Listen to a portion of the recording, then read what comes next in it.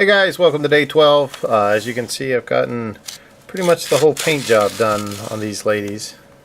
Their bases still need to be done. I need to touch up a couple places here and there. Let's see, she's almost ready to fall off this little turntable.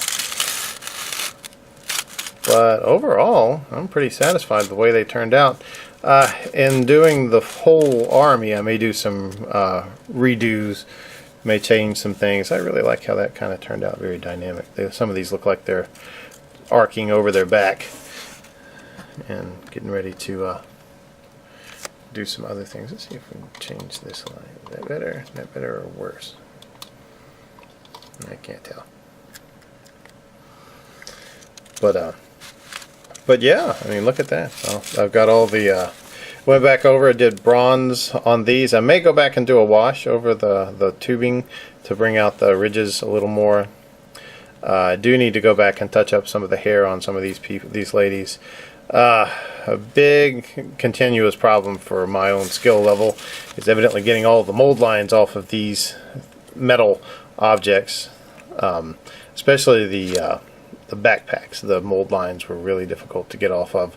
You know, I sanded, I filed, I did all sorts of things, and then as I was painting, I would find that there was a ridge where I thought it was smooth. You know, run my fingernail over it, do all sorts of stuff, and still, it's just one thing that for some reason I just managed to not get done correctly. And yeah, a couple of like there's some silver that needs to be touched up, some steel. I ended up not going over the armor with the just straight steel because I did it on one lady. And I honestly can't tell which one it was. Just the steel I put on to all of them, the oily steel, was good enough to where it covered their armor.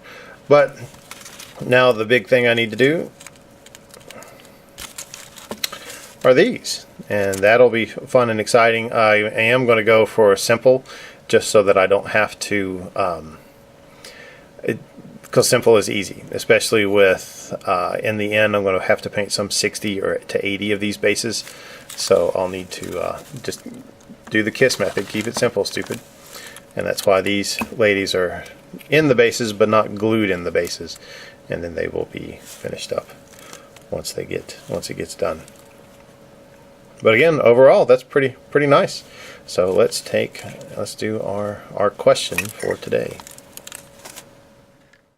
So question 12, excuse me, is a guy from some sci-fi fantasy universe comes and defends me from Cthulhu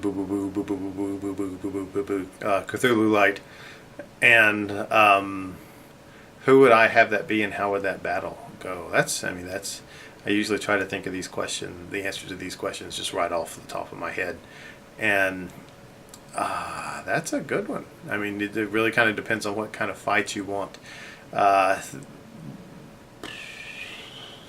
Because honestly, none of the Tolkien, unless Gandalf came up, I don't think any of the Tolkien guys could really do it.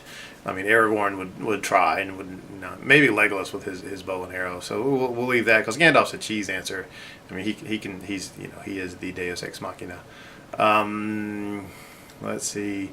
Any of the big Space Marine guys would be fine. Like Khaldor Drago, I mean, he's been walking through the warp for untold eons, and so he could easily come out of the warp, kick Gabubu back into wherever he came from, and then go back into the warp and party with Slanesh and all his friends.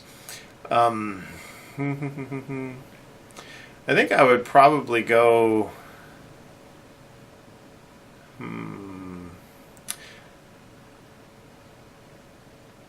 Boy, this is just, I really can't decide. There's so many good ones.